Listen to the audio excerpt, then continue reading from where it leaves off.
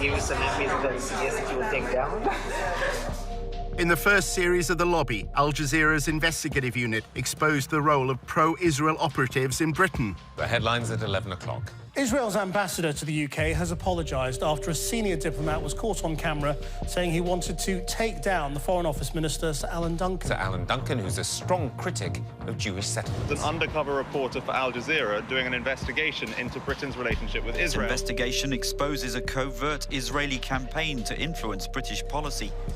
The investigation led to the resignation of Shai Massot, a senior political officer at the Israeli embassy. Mr. Massot is also heard describing the Foreign Secretary Boris Johnson as an idiot.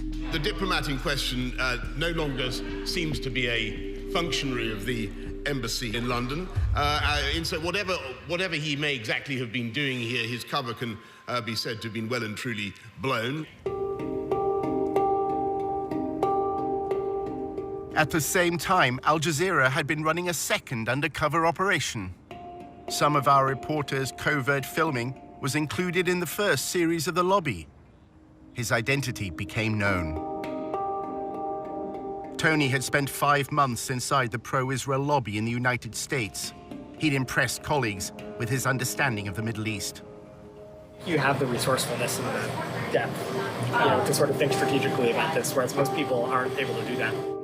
A prominent Jewish online magazine described Tony as the perfect gentleman who became one of the town's best-liked Zionist activists. You did amazing work here. The guys don't stop talking about you. They still talk about you. Tony threw elaborate parties, and apparently anyone interested in telling a story about sinister Israeli influence in America's capital couldn't have asked for a better guest list.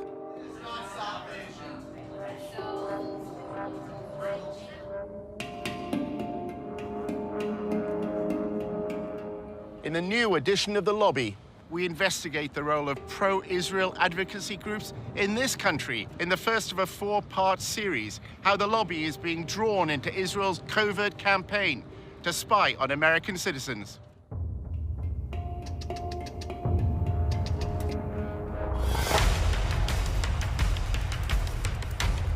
Using an undercover reporter, Al Jazeera's investigative unit infiltrates one of the most powerful lobbies in the world. Getting $38 billion in security aid to Israel matters, which is what AIPAC just did. We examine how the lobby, led by AIPAC, the American Israel Public Affairs Committee, has secured unwavering support in Congress. Congressmen don't do anything unless you pressure them. And the only way to do that is with money. What the lobby is all about is to make sure that Israel gets special treatment from the United States forever. But after occupying Palestinian lands for half a century, the pro-Israel lobby is facing a new challenge. We called for a full boycott of Israel, divesting from it, and eventually imposing sanctions on it to achieve UN-stipulated rights of the Palestinian people. A movement to boycott, divest, and impose sanctions on Israel, BDS, was formed on American campuses. Seems to be achieving its goals, threatens future American support for Israel. We believe in justice for all people. So that means the occupation has to end. Israel's Ministry of Strategic Affairs responded with a covert operation to defeat BDS. אתה צריך לעשות את זה עם הרבה מאוד עמימות. זה לא גוף צבאי היררכי שאם הרגנו את X, אז כל הגוף מתחתיו לא פועל. So the Israeli government leverages Jewish organizations in the diaspora. Absolutely. It's a psychological campaign involving spying and smears. You discredit the messenger as a way of discrediting the message. Just stay on message. And what is that message? BDS is a hate movement. While our reporter monitored pro-Israel groups, he was asked to go undercover for the lobby. You're going into enemy territory. It's not for everybody.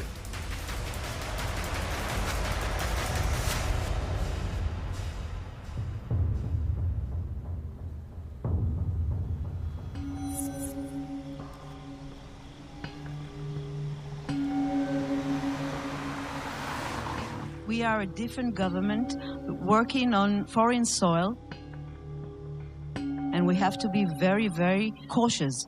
We have 3 different sub-campaigns which are very, very sensitive.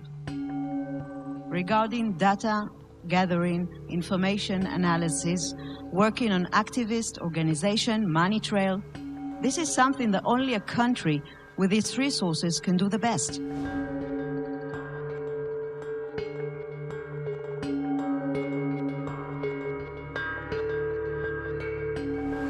If we want to win, we have to change our ways. We have to think differently.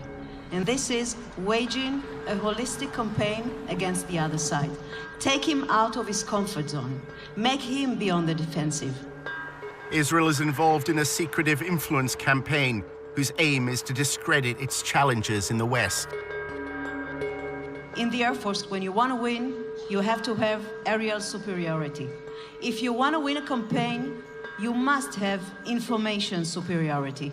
And this is exactly the added value Israel capabilities, technological and otherwise, we can bring to the game, and we are working on that very hard. In the United States, the lobby is working with Israel to spy on American citizens. We're giving them the data. For example, one day, Sima's deputy sending me a photo, just a photo in WhatsApp. It's written, boycott Israel on a billboard.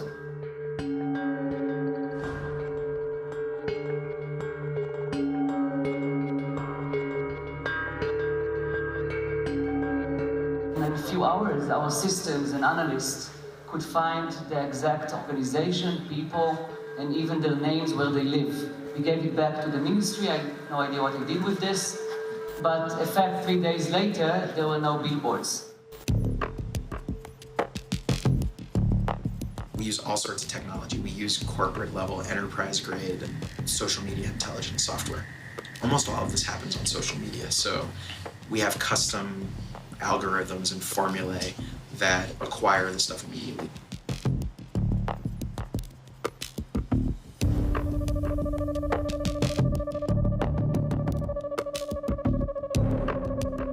In terms of like information sharing, we did add the Ministry of Strategic Affairs to our operations and intelligence brief, which kind of goes back to how do we get information about what's going on in American college campuses.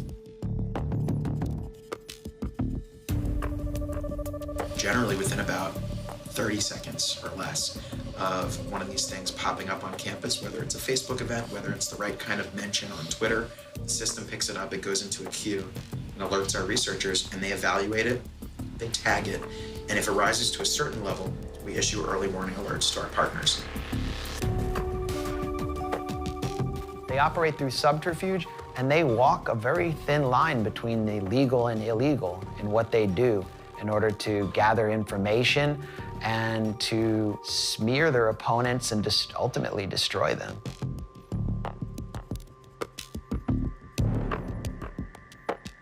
In order to understand how the pro-Israel lobby operates, you have to literally be a fly on the wall. If you can't obtain information publicly, you should try to get into the room through other means. Our undercover reporter, Tony, is British and Jewish and had recently graduated from the University of Oxford. He wrote articles and presented himself as a strong supporter of Israel. In Washington, he attended a course on the Israel-Palestine conflict. I'm from the UK, and I'm just taking a course at Georgetown here over the summer. He networked in the social circles of the pro-Israel lobby. Hi, I'm Rona. I'm Tony. Nice to meet you. Good to see you. I'm good. Good to see you. Hey. After building his profile, Tony was accepted on a training course in pro-Israel advocacy. Welcome to Fuel for Truth DC's second boot camp. Congratulations, everyone, to being accepted. What we're going to do right now is just kind of like introduce ourselves. I'm Daniel.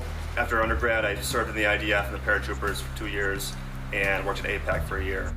One session criticized the UN agency that provides aid for Palestinians. Children are taught in UNRWA Palestinian schools to hate Jews. Another lecture dealt with the international media. Confronting media bias.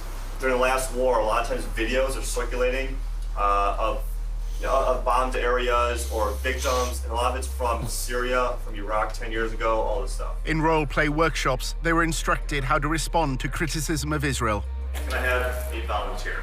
The part-time wall is cutting off Palestine. Boycott Israel. Divest from Israel. Sanction companies that do business with Israel. It's kind of odd to call it a wall, given that like 90% of it is a fence. This is a photo. I see a wall. Why can't Israel do more to help, Tony?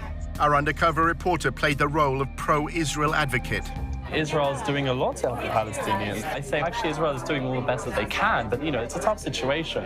The people, businesses in Gaza can't freely send their trucks into Israel to sell their goods. I think you'll find that that's actually a misconception. They do allow their trucks, and what they don't allow is dangerous material. Okay, stop.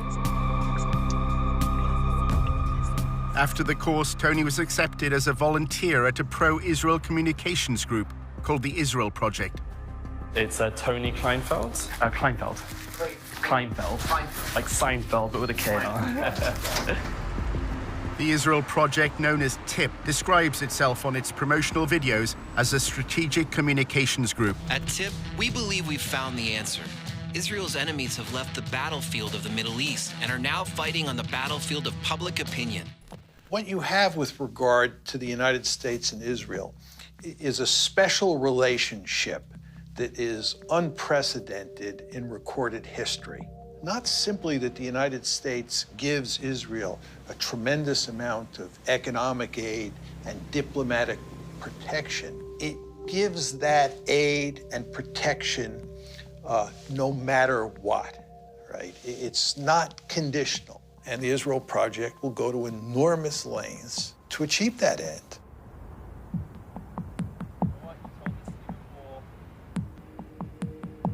During his placement as a volunteer, Tony took notes on what he saw and heard in TIP's offices. He worked in what they called the war room, where media and communications are monitored.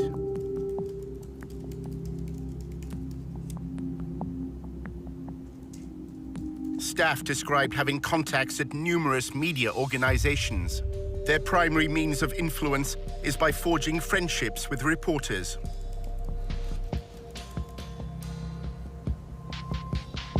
One employee claimed that during talks on the nuclear deal with Iran, TIP applied pressure on the Associated Press news agency to change a headline.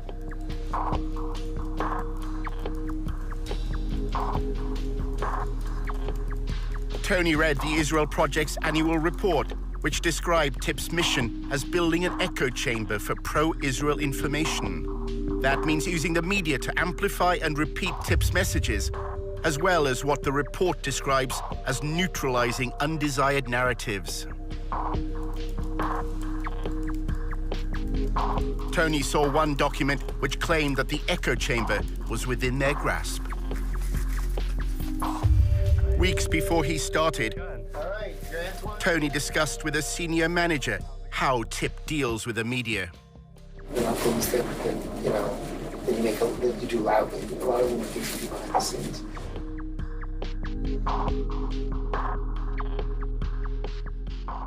You can get a lot more done by making questions get asked by journalists. And if you create it from multiple directions at the same time through multiple journalists, then you create a kind of sense of crisis. We develop relationships, a lot of alcohol, to get them to trust us. The basically messaging on the following BDS is essentially kind of a hate group targeting Israel. They're anti-peace. We try not to even use the term just because it builds their brand. We just refer to boycotters. The goal is to actually make things happen and to figure out what are the means of communication to do that. In 2005, Palestinian civil rights groups sought a peaceful means to protest against Israel's occupation. They identified goods from Israel and called for their boycott. The BDS movement was born. BDS adopted a nonviolent strategy because we think it is morally consistent and very effective against an enemy that is extremely powerful militarily. We called for boycotting Israel, divesting from it, and eventually imposing sanctions on it, as was done against apartheid South Africa, to achieve basic Palestinian rights under international law. Over the past decade, BDS has grown around the world. By campaigning for Palestinian civil rights in land controlled by Israel, BDS believes it has exposed a deficiency in the moral defense of the Jewish state. BDS is saying that what Israel has to do is treat the Palestinians in its midst the same way it treats Israeli Jews. The problem is that if Israel does that, there are more Palestinians, or there will be more Palestinians inside Greater Israel than there are Jews. And that means that if you had a system where everybody was treated equally and there was one person and one vote, that you would no longer have a Jewish state.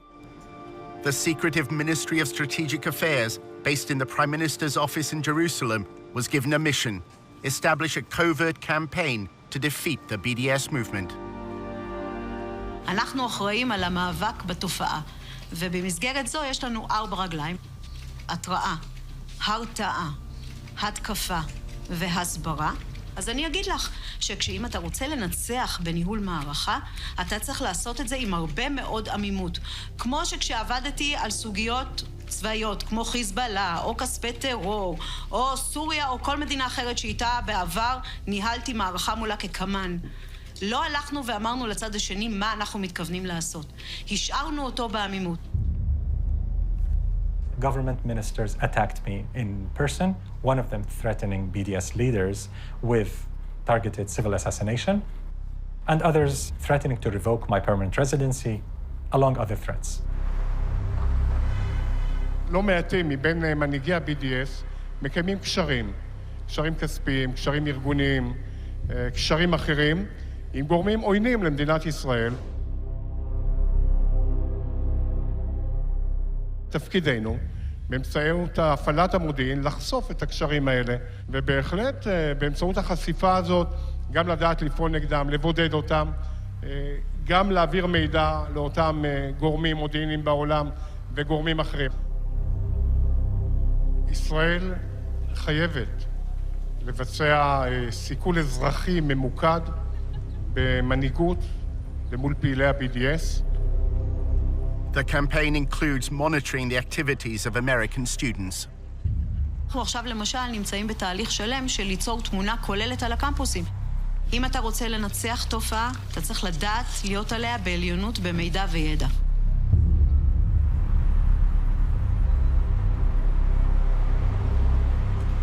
Our investigation into the role of the Israeli state at US campuses led Tony to an employee at the embassy in Washington. She's American, and her job is to analyze BDS activity for the Israeli government. So, nobody really knows what we're doing, but mainly it's been a lot of, research, monitoring BDS things and reporting it back to the Ministry of Foreign Affairs and, making sure everyone knows what's going on.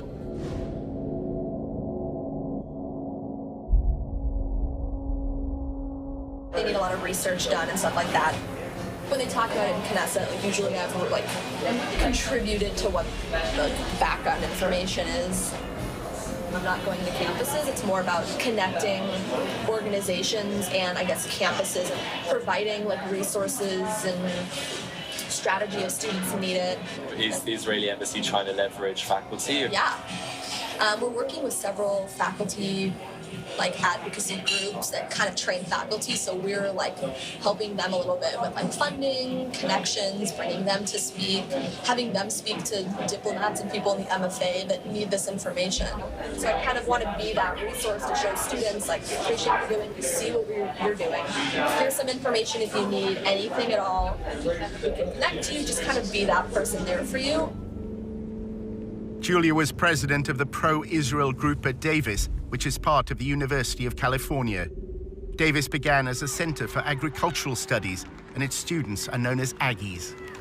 I came to UC Davis, which had a reputation of being a really pro-Israel. Now it's the top 5 most anti-Israel schools in the U.S. Why is that? Because of everything that happened in the last few years. It was just particularly bad. And there's a huge Muslim population in Sacramento, which is right next to Davis. The growing support for the BDS movement in Davis and the lobby's response to it is part of a narrative that's unfolding across America's campuses. Students for Justice in Palestine, or SJP, brought a divestment motion before the Student Senate. I was very, very nervous. The entire room was filled. I think we had about 600 students and people from the community coming in to witness this vote. I am here today because, quite frankly, I am ashamed. I am ashamed of my university for supporting apartheid genocide of my people in Palestine. I ended the speech with something along the lines of being on the right side of history and for the university to end its unethical ties with these corporations who were doing brutal things to Palestinians. We knew they were gonna win because our entire student senate was all pro-BDS and they ran for that purpose and won for that purpose, and we've been pushed out of student government for months. Good evening. My name is Julia Rivkin, and I'm the president of Aggies for Israel. Students streamed the hearing online. The pro-Israel group also filmed it with another purpose in mind. Their videos would play a key part in the story that was to unfold in the days ahead. I was waiting to see what she would say. I was waiting for a blow to come my way, and that blow sure came. We have been ignored and disrespected year after year, but we have never been silenced. We are a beacon of peace and inclusion on a campus plagued by anti-Semitism. The talking points were that the resolution was anti-Semitic, that it was divisive. If it's divisive in the fact that you either support human rights or you don't, then so be it. The intolerance that spawned this resolution is the same kind of intolerance that has spawned anti-Semitic movements throughout history. The entire thing looked very rehearsed, very, very aggressive, almost comically so. Julia and her pro-Israel allies had already decided that they didn't want a debate. At 4 a.m. the night before, me and my team were like, you're gonna lead the walkout. And I was like, okay.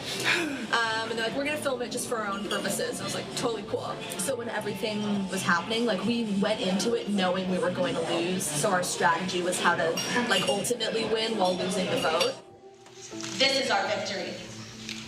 And we who are victorious need not legitimize the words spoken in this empty hearing. So if you are here tonight in opposition to this resolution, I invite you now to stand up. Really, stand up. And join me in walking out of this room. That was a wowing moment. To have them just stand up, everyone just kind of was like, what's going on? It was very shocking. As they were leaving, it was just a very big rush of relief to not have that tension, those bad vibes in the room. And so we started cheering, actually, and it was a great moment. If you're standing in the back, it looks like some seats have opened up. But the passing of the BDS motion proved to be just the beginning of a bigger story. In part 2, how the lobby worked to undermine the student decision. Those swastikas, who did them? We don't even know.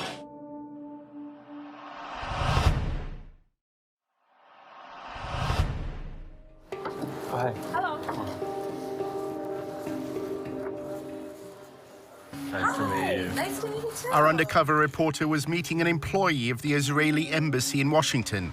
She had led a pro-Israel group while at university in California. So if you are here tonight in opposition to this resolution, Students at Davis were about to vote in favor of a divestment motion. During the debate, the pro-Israel group staged a walkout. They uploaded videos to publicize their protest. Our thought was to control the narratives. By having the speech, we wanted it to cause attention. We wanted everyone to see us walking out to show that this doesn't represent us or shit about this. So that's how we kind of formulated it.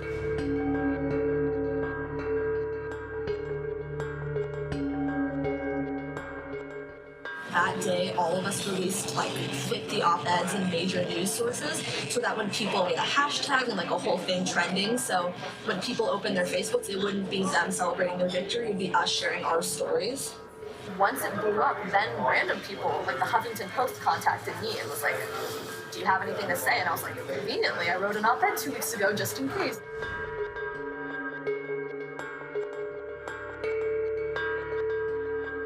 People who weren't involved in anything, their entire newsfeed was Israel stuff, and that was what we wanted, because that's how we got the word out there. How do you delegitimize the other side? Delegitimizing them. Kind of through that lens of taking over and like making them sound crazy at their game. The student senator who's Muslim made a Facebook status saying like Israel will fall, like Sharia law is taking over Davis, like we love Hamas, like that kind of status. So that happened.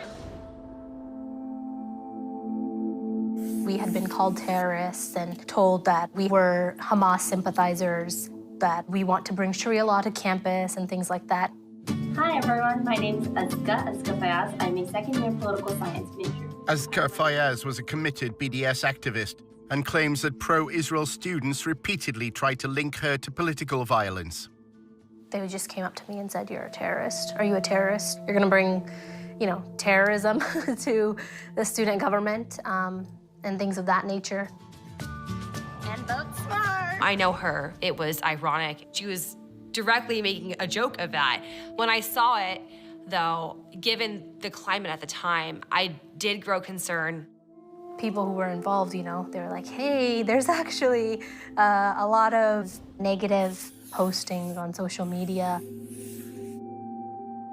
They're sharing your picture and the cover photo with your caption. It's turning really ugly. That caption was reposted and retweeted over and over and over again. I knew that something big was sort of going to happen. Pro-Israel students were taunted by pro-Hamas students after an anti-Israel vote passed on campus. Listen and watch.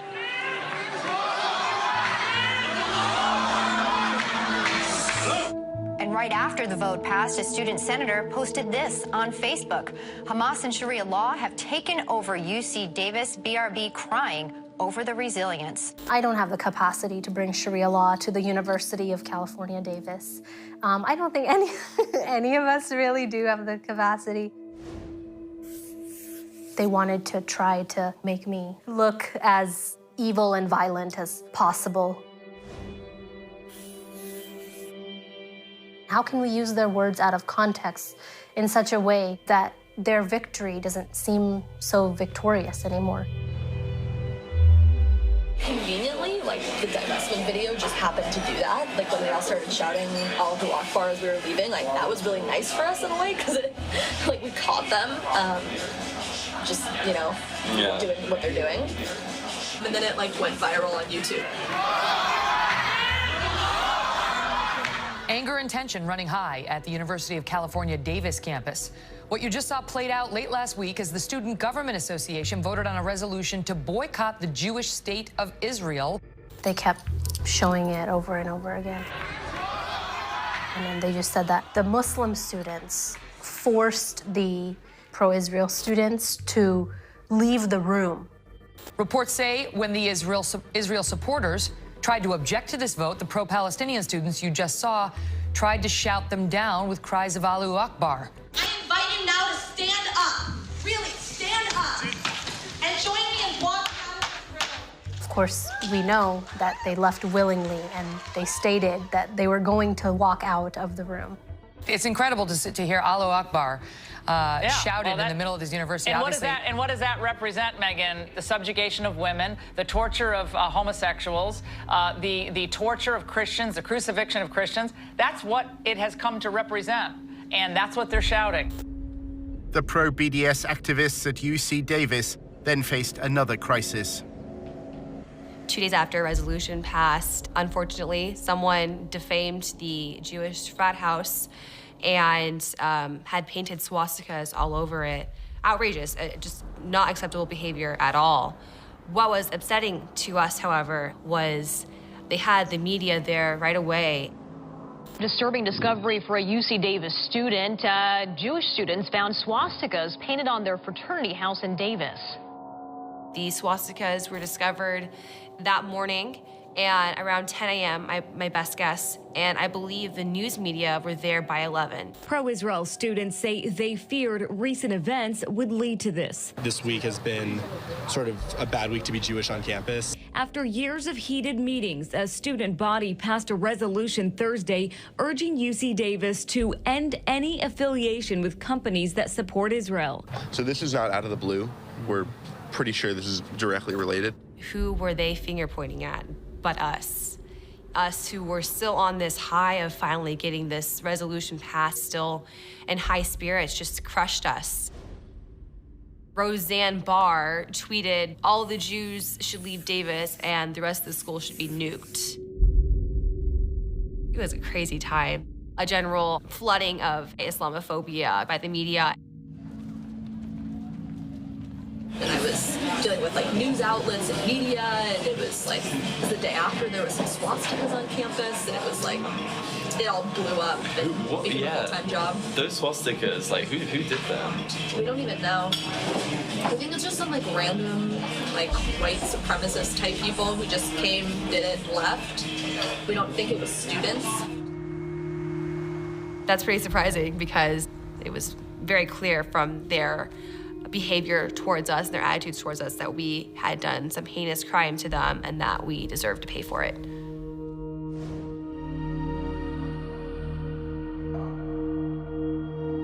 Students who were part of the divestment movement painted swastikas on the fraternity. That's what she was hinting at. That's what she was trying to imply. Why would we act against our interests and do that at a moment when we were, I guess, victorious? The fact that it was just so quickly tossed onto us as those who had done this, it was damaging. It was hugely damaging. That was kind of our strategy. A lot of it was media-based, which is like kind of my interest in media. And I would say that's like 99% of what it means to be successful.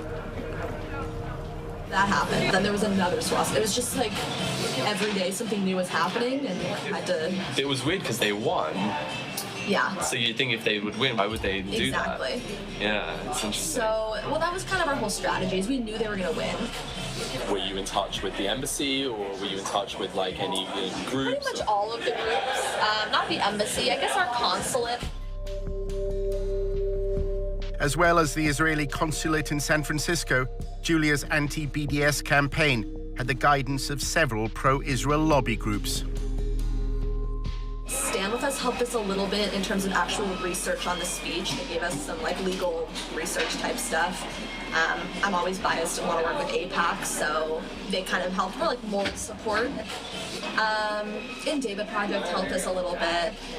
It was more help like gaining contacts in like the media world. I guess we needed money to pay for somebody to film the speech. Like we had a Davis Faculty for Israel group, and like they were hugely helpful to us. They would, you know, because some of them were retired lawyers, so they'd write legal documents for us. They knew the administration, they were tenured, they had pull. Despite the passing of the BDS motion, the governors of the university known as regents are under no obligation to abide by the students' vote. As for that resolution to boycott Israel, well, UC Regents issued a statement saying they will not even entertain the idea.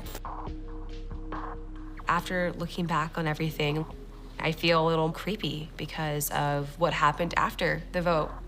People that were affiliated with the group just were smeared and had to deal with these very personal crises of the world calling us terrorists and the world thinking that we were this spiteful hate group. It's pretty unequivocal how organized they were, how brutal and ruthless that narrative was, and how it affected us in the end. Back in Washington, our undercover reporter was attending the annual conference of the Israeli-American Council.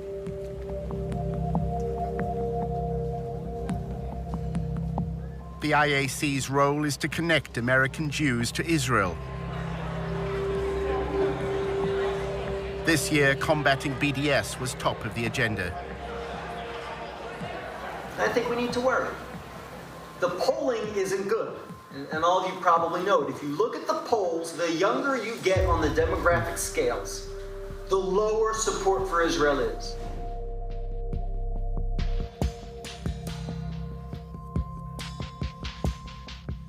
It seems to be achieving its goals, and I think it threatens future American support for Israel.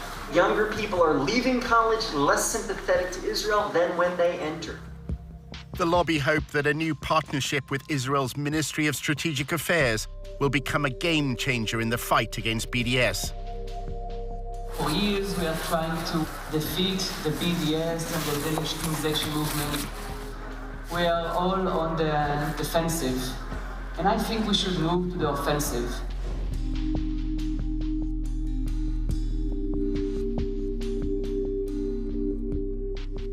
Using especially cyber and internet tools to try and defeat this ugly movement. I'm really honored to present my partners here, Brigadier General Sima Vakengil, the Director General of the Ministry of Strategic Affairs. Sima, please.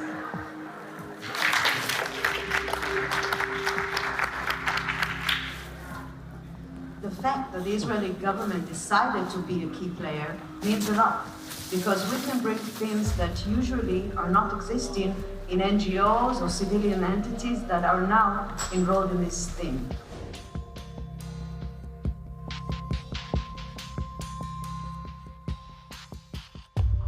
The Israeli government can look at the bigger picture and actually create this coordination and cooperation.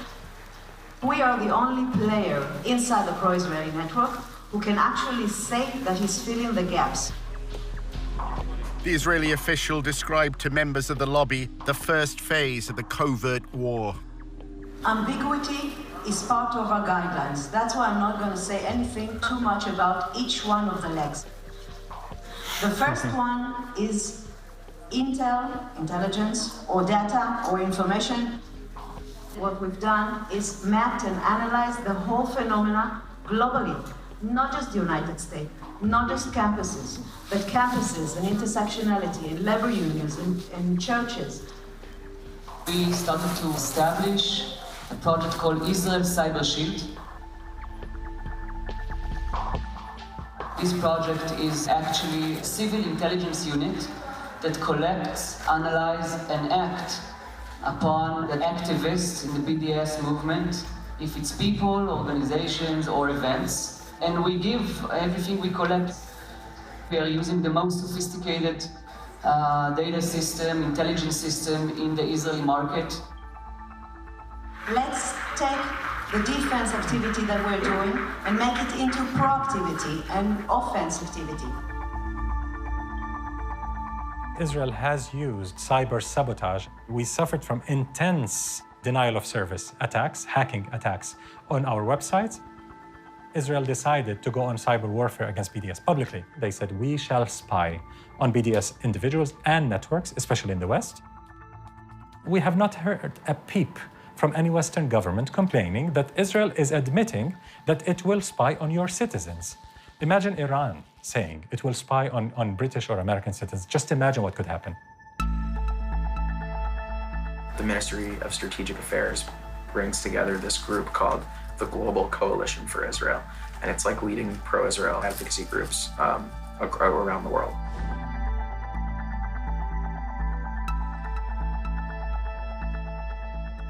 My view and the view of Israel's Ministry of Strategic Affairs, which we coordinate with sometimes, we communicate with sometimes, is like Europe is lost and it's basically over. And like they're turning a lot of attention out of the US because they feel we're on your path.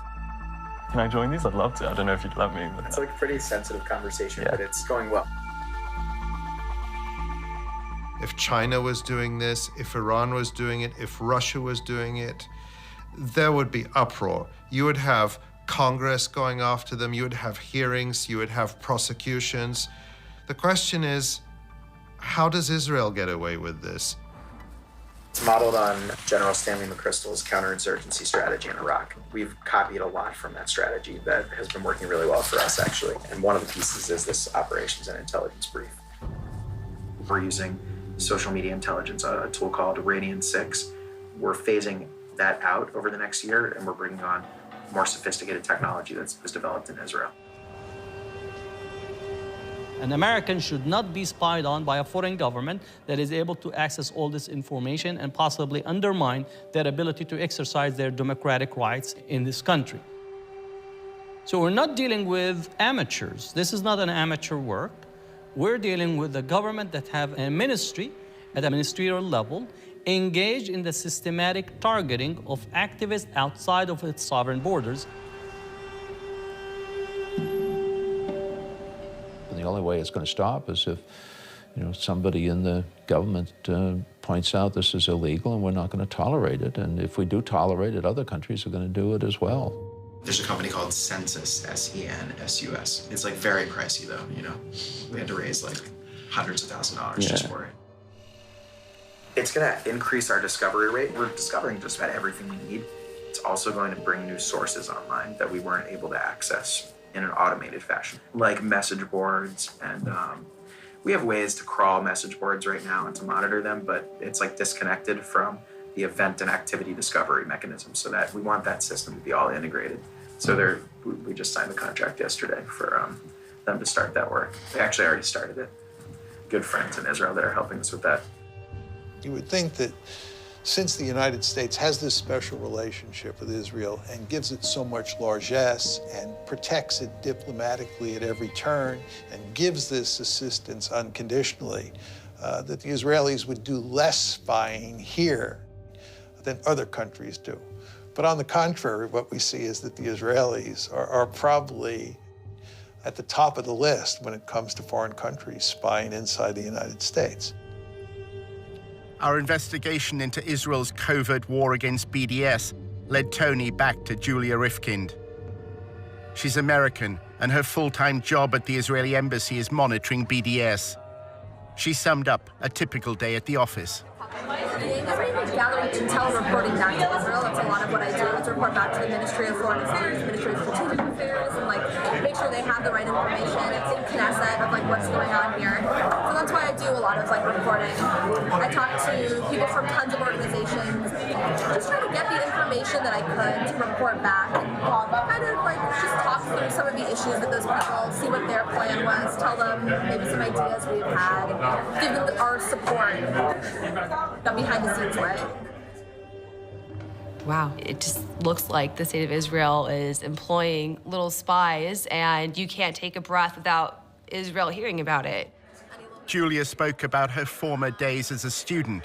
While at UC Davis, she was also an activist with AIPAC. The training she received from the most powerful arm of the pro-Israel lobby left its mark. I can immediately tell when meeting with somebody where they were trying to take me. Like the way that I talk about stuff, obviously I'm an AIPAC training camp, campus activist, the way they call it. So I can tell when somebody's on stand with us, or David Project, or ICC, or Hasbara, Camera, ZOA, I kind of tell. She's been trained really well. She follows the commands that she has been given by these Israeli organizations, and she follows it really well. I pretty much, all of my friends work at AIPAC, all of them. So whenever we have events at the embassy, and there's oh, we should invite AIPAC people, it's a joke that obviously I'm gonna be the one to write all the emails down. So whenever they're we have to submit names of lists for events, mine's 15 names and 14 of them are AIPAC. AIPAC encourages the students it trains to conceal any affiliation. When you're lobbying on behalf of AIPAC, you don't say AIPAC. You say I'm a pro-Israel student from UC Davis.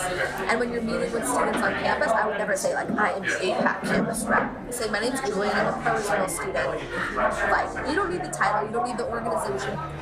AIPAC's involvement in student council elections is also kept secret. AIPAC attracts the more political students who are more interested in lobbying. We had campaigns and stuff like that. We dealt with student elections, very behind the scenes. They actually were found to have put cameras in the rooms where there were meetings going on. I liked meeting outside where there are no rooms and there are no possible cameras under the chairs or wherever they may have put them. I have several weird Facebooks. I have my fake Facebook that I follow all the SJP accounts.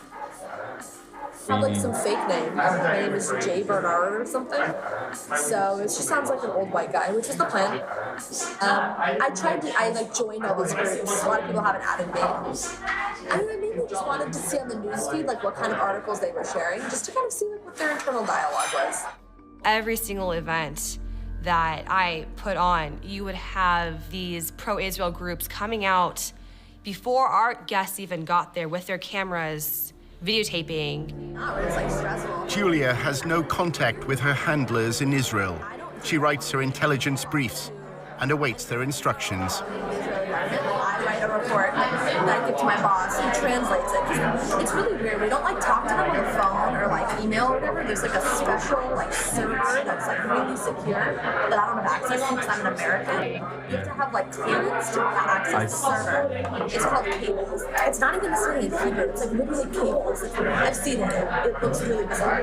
So I write reports that my boss translates into the cables and sends them, and then they'll send something back, and then he'll translate it and tell me what I need to do. If she believes it's spying on activists to suppress a free speech movement, then, you know, peace be to her. And I hope she feels good sleeping at night being on that side of things. We're a group of student activists advocating for Palestinian human rights.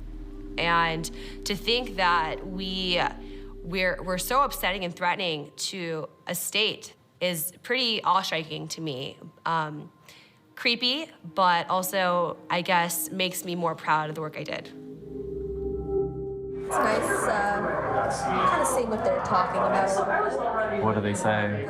They don't talk about like our side at all, which is disappointing, because it would be like nice to do the drama, but it's mainly them sharing their like videos, their like AJ Plus videos on Al Jazeera. What do you think about Al Jazeera? It sucks because they have a lot of interesting like liberal videos, which I'm like, wow, like that's amazing to hear about that human rights issue, and hear about that like sexism situation or whatever, and they'll show like why Israel is an apartheid state, and you're like, ooh, like not anymore. So that's what's annoying, is that it gets, you know, tied to all those causes. That's hard to be liberal.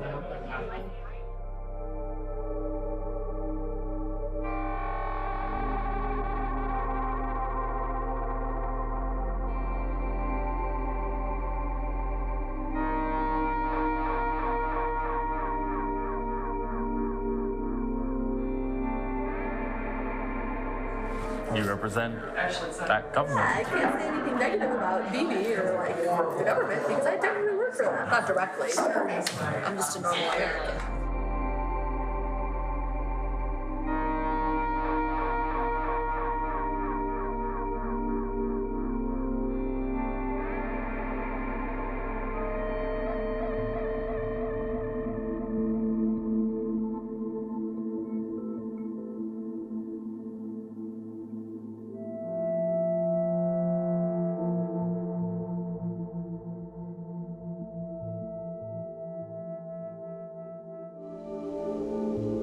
In episode 2, Tony discovers how the lobby raises funds for congressmen. Basically, they hand him an envelope with 20 credit card numbers. For all the like legal reasons, it's just people pool their money. Handing over $250,000. That buys a lawmaker. And how a row over anti-Semitism swept through the University of Tennessee. You have to show that they're racist hate groups and to consistently portray them that way. Right now, I'd like you to click the link below and get one of these. Just a simple Boycott Israel t-shirt from Teasley. Before they boycott my Boycott Israel shirt. Other companies have already taken it down. I know I'm being watched. You can get part 2 of this series on the Electric Intifada or my Patreon. Links are below. There are 4 parts to this series, and there's also a series on the Israeli lobby and their influence over the United Kingdom. All of these videos were on my Vimeo, but of course Vimeo deleted my account for hate speech, and we all know who's responsible for that. We'll keep on keeping on, getting new servers, testing everything. Please get a Boycott t-shirt from Teasley BDS. Get your size. There's a variety of colors. Get more than one if you'd like. Buy them as Christmas presents or what have you.